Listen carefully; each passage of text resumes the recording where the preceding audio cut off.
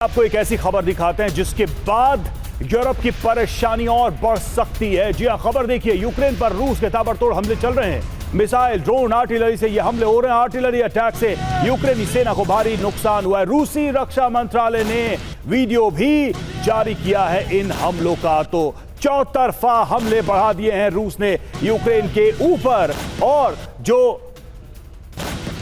यूरोपीय देश यूक्रेन के साथ खड़े हैं उनके सामने एक बड़ी चुनौती रूस ने पेश की है। और देखिए, नेटो बॉर्डर पर पुतिन की सेना महायुद्ध का ऐलान होने वाला है क्या? सवाल तो यही है। खबर क्या है, सबसे पहले वो देखिए। नेटो बॉर्डर पर रूसी सेना की किलेबंदी शुरू हो गई है। फिनलैंड बॉर्डर पर मिसाइल और आर्टिलरी को तैनात कर दिया गया। बाल्टिक देश पर किसी भी वक्त रूसी हमला संभव है। रूसी बॉर्डर के पास ड्रिल जो है, उकसाने वाली कार्रवाई है, ये मेदवेदेव ने कहा है। और पांचवा ये कि रूस की सहमति के बिना सुरक्षा गारंटियां संभव है, ये भी मेदवेदेव ने साफ किया है। वजह क्या है इसकी? तो यूरोप के 26 देश यूक्रेन में सेना भेजने की तैयारी कर रहे हैं। पहले चरण में 10,000 सैनिकों की तैनाती होगी।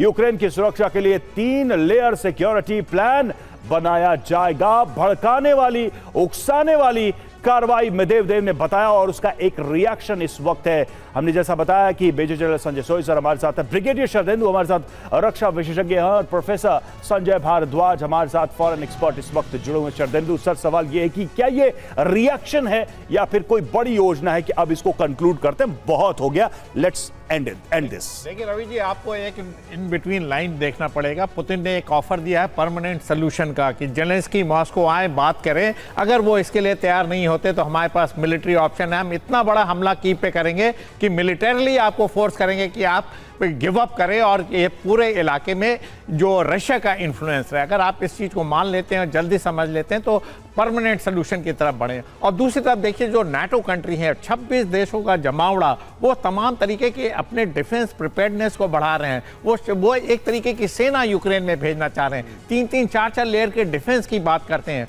क्या ये रशिया को एक्सेप्टेबल होगा? पुतिन नहीं चाहते कि किसी थर्ड कंट्री का सोल्जर यूक्रेन की धरती पे ऑपरेट करें। अगर वो ऑपरेट करते हैं तो पुतिन ने बहुत क्लियर कहा है कि ये उनका लेजिटिमेट टारगेट होंगे। वो उसको स्ट्राइक करेंगे, उसको डिस्ट्रॉय करेंगे। वो किसी भी तरीके से बफर जोन बनाने या नाटो की सेना को यूक्रेन में ऑपरेट करने नहीं देना चाहते हैं। और साथ में उनका जो इन्फ्लुएंस है बाल्टिक नेशंस में, फिनलैंड पे, और जो पोलैंड और हंगरी है, उस पर भी वो अपना इन्फ्लुएंस बना के रखना चाहते हैं। सबसे हैरान करने वाली बात है कि ये स्थितियां तब पैदा हुई जी कि लंबी लंबी बैठकें हो गई, ऐतिहासिक मीटिंग्स हो गई, और तब ये हालात बने हैं। मतलब ये था कि क्या वो झूठा था, ये सच्चा है, या फिर कहानी कुछ और है जो अभी सामने आना बाकी है।